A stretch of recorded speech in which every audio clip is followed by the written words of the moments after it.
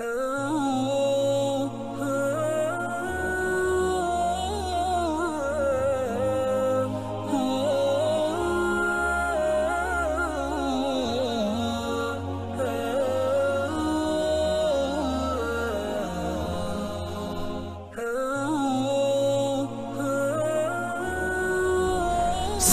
kita bingung memikirkan keadaan suasana ini, sahabat terlebih dahulu tanya Nabi dalam hadis yang sama. Sahabat tanya, tapi sahabat fikir apa tuan? Tengok apa soalan sahabat.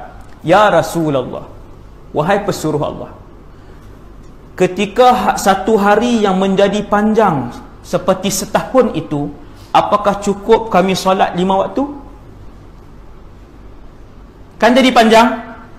Maka jawab Nabi, tidak. Kata Rasulullah, tidak cukup. Uqduru lahu qadrah. Kata Rasulullah, hendaklah kalian menentukan kadar yang bersesuaian bagi setiap waktu solat. Contoh mudah macam ni. Subuh jam 6, Zuhur jam 1:30. Kita pun solat subuh.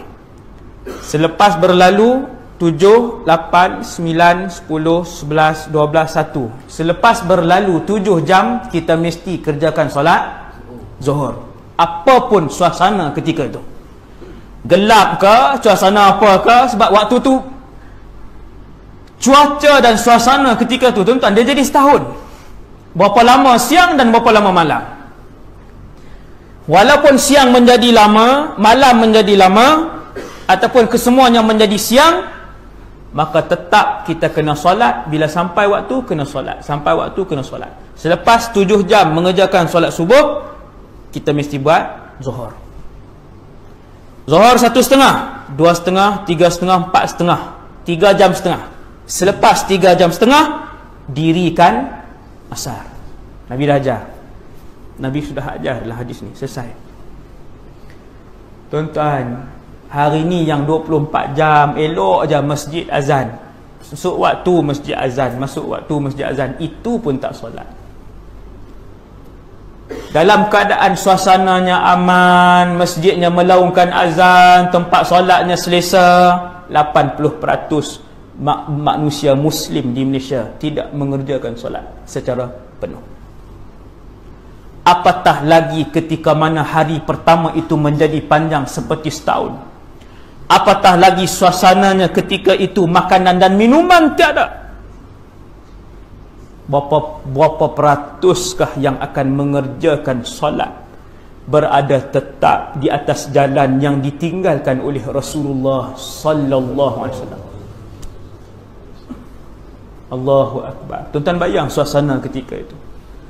Terbayang-bayang kita suasana ketika itu. Tuan-tuan, bila siang jadi panjang apa semua ni, jadi cuaca tak menentu, masyarakat jadi macam mana? Kali pertama bangsa manusia akan melihat perbezaan itu dalam kehidupan mereka. Untuk kali pertama. Kita kalau tak ada elektrik, seminggu lah tak ada elektrik. Dah penuh dah di tepi jalan, di tengah padang, di kedai, depan pejabat menteri besar, di penuh. Seminggu tak ada elektrik. 2 minggu tak ada elektrik. Baru tak ada elektrik. Maka tuan-tuan, Nabi beritahu yang boleh selamat, satu-satunya yang boleh menyelamatkan kita ketika itu hanyalah iman sahaja. Untuk lulus setiap ujian besar kemunculan Dajjal ini. Ketika Dajjal berjanji dia akan mengelilingi bumi, tuan-tuan tak payah risau nak sebut nama tempat yang hulu-hulu, tak perlu risau, dia mesti sampai. Cuma Nabi pesan, jangan mencari Dajjal. Dengar dia turun satu tempat, jangan ke tempat itu.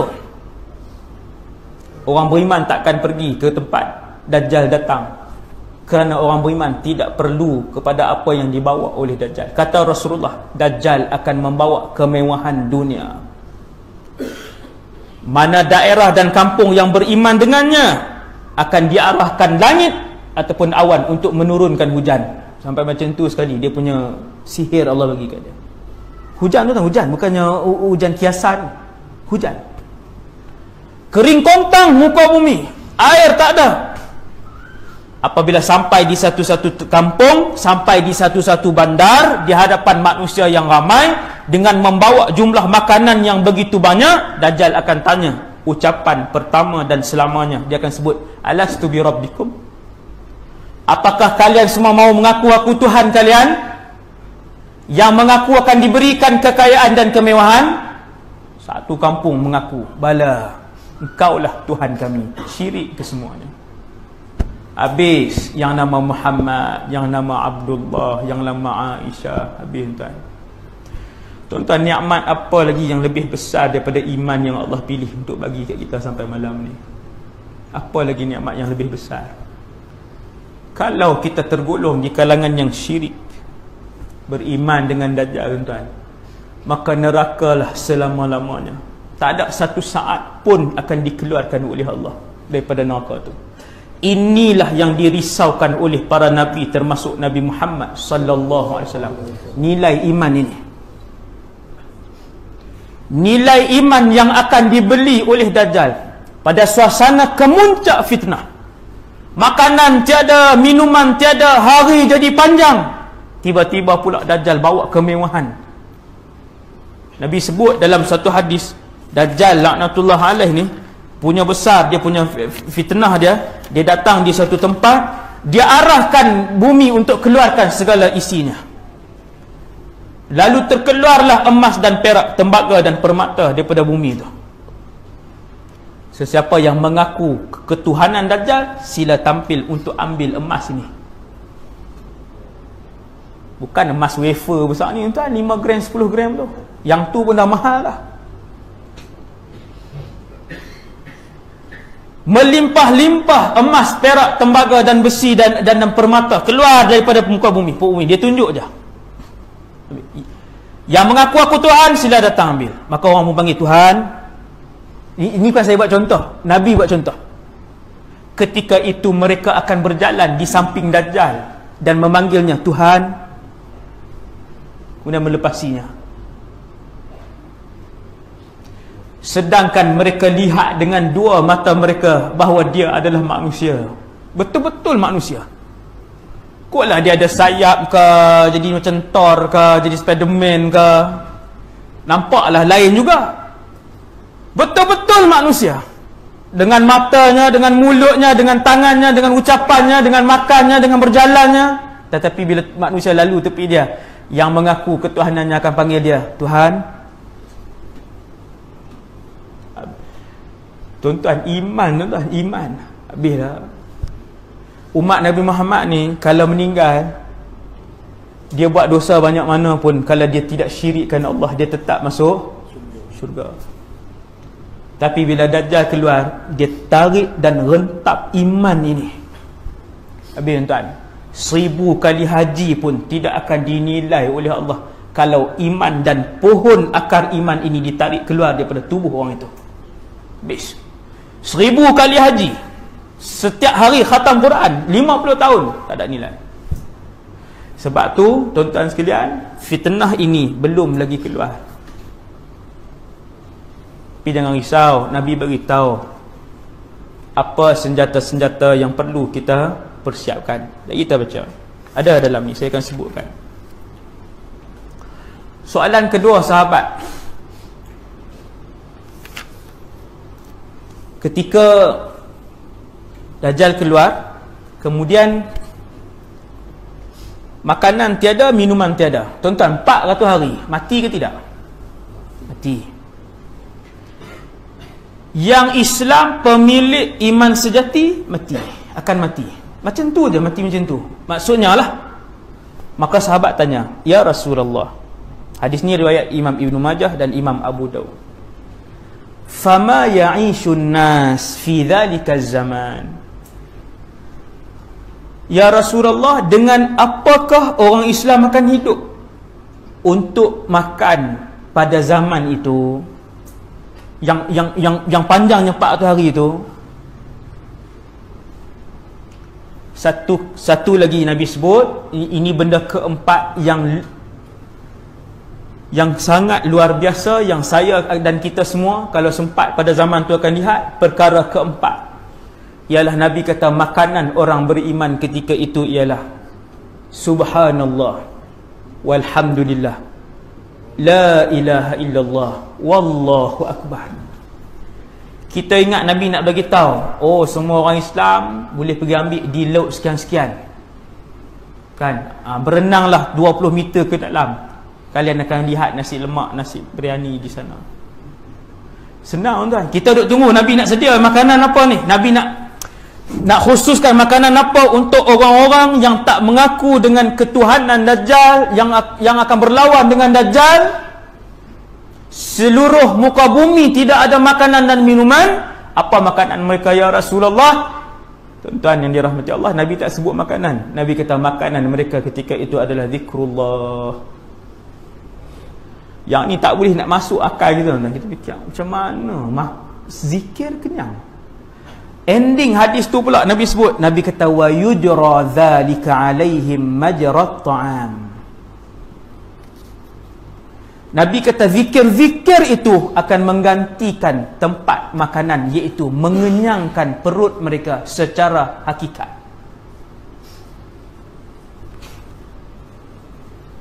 Jenuhlah tuan-tuan. Yang terbayang di fikiran kita apa? Wali je ustaz yang selamat kalau macam tu. Memang betul pun. Hanya pemilik iman sejati sahaja yang akan selamat pada zaman munculnya Dajjal. Oh teruklah kita ustaz, itulah fitnah yang telah Allah takdirkan untuk berlaku kepada umat Nabi Muhammad sallallahu alaihi wasallam. Tuan-tuan, itulah fitnah terbesar yang ditanggung oleh umat ini. Kan banyak dah Allah bagi lebihan lain. Tanggung fitnah ni. Macam mana tuan-tuan? Zikir subhanallah pagi, subhanallah, kita ajak anak-anak kita, semua kita jaga subhanallah, semua sekenyang. Dan tidak mustahil ada di antara ahli keluarga kita yang tidak mendapatkan nikmat itu, lalu dia pun pergi mencari Dajjal. Setelah melihat ada ahli keluarga yang selamat dan ada ahli keluarga yang tak selamat dan mendapatkan Dajjal untuk mendapatkan makanan dan kemewahan, ada ahli keluarga lari pergi jumpa Dajjal juga. Dia tak dapat nikmat ni. Orang ahli keluarga lain zikir kenyang, dia tak kenyang. Zikir tak jadi apa? Kerana si fasik dan si munafik takkan selamat daripada Dajjal. Lalu berlari pergi ke Dajjal. Kata Rasulullah, ketika itulah pemimpin-pemimpin keluarga yang Islam akan melihat, akan mengikat ibu, kakak dan adik wanita mereka. Yang banyak putus asa ni tuan-tuan, down awal ni, suasana tu tuan-tuan, yang boleh membuatkan kaki, kedua-dua kaki dan lutut kita berdiri hanyalah iman kita sahaja. Jadi habis lembik lutut ni. Berlari ni adik-beradik kita yang wanita ni, bawa berlari pergi ke Dajjal, sehingga diikat di rumah mereka. Sebahagian ketua-ketua keluarga yang kuat imannya.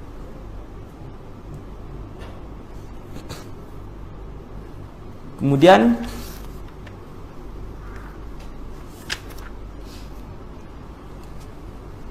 nak bertahan tuan-tuan dengan zikir tu, Allahu Akbar, nak bertahan dengan zikir 400 hari. Sebukit makanan akan dibawa oleh Dajjal, hanya akan diberikan kepada siapa yang menyebutkan Tuhan kami Dajjal. Maka kekallah pemilik-pemilik iman ini dengan zikir mereka. Dajjal dia takkan duduk satu tempat sampai berbulan-bulan tuan. Dia datang satu tempat, dia rosakkan tempat tu. Yang mana yang beriman dengan dia, diturunkan hujan. Tanah di tempat itu akan menjadi subur, kata Nabi. Subur. Kemudian dia bayar balik, dia bagi balik kemewahan. Bagi balik, bangunkan balik tempat kamu. Dan kawasan yang tidak beriman dengan dia, yang beriman dengan Allah, akan kekal kering kontang. Yang Islam ni pun takkan pergi ambil makanan ni, takkan pergi ambil. Sebab mereka dah selamat dengan kelebihan yang Allah bagi. Kemudian tuan-tuan sekalian, dia datang. Antara yang akan berlaku ialah bila dia sampai satu tempat, ucapan pertama, tuan-tuan, dia sampai satu tempat, orang berkumpul ramai. Yang belajar hadis tentang Dajjal, mereka tidak akan pergi ke tempat itu, tempat pengumpulan ketika mana Dajjal sampai. Hanya sahaja yang akan pergi ke tempat itu bila Dajjal sampai satu-satu tempat hanyalah mereka yang kafir, fasik, munafik. Tiga ni. Jadi bila dia datang, tuan, dia tanya, alastu bi rabbikum? Ya, semua jawab, bala. Ya, kamu Tuhan. Okey, diberikan kemewahan. Kemudian dia akan pergi tempat yang tak datang. Ni ujian untuk berjumpa dengan pemilik iman ni.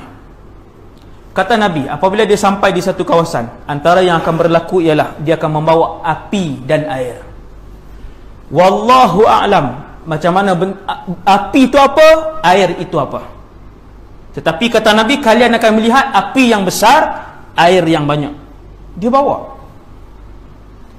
Apabila kalian melihat api dan air itu, maka terjunlah ke dalam api itu. Kerana apa yang kalian lihat api itu, di dalamnya adalah air yang sejuk, maka selamatlah kalian ketika itu. Siapa yang sotoju ni? Nabi yang sotoju. Nabi kata, falyaqa fil ladzi yara annahu nar. Falyaqa' ni terjun ke dalam apa yang kamu lihat dengan mata kamu, api. Kerana di dalamnya, di belakangnya, di bawahnya adalah air yang sejuk. Situ kamu akan selamat. Ini kita dengar hadis ni, kita faham. Dalam satu hadis lagi, satu orang pemuda ketika Dajjal pergi ke Madinah. Ini cerita Madinah. Dajjal pusing semua tempat. Antara tempat yang terakhir, antara tempat yang terakhir, Mekah, Madinah.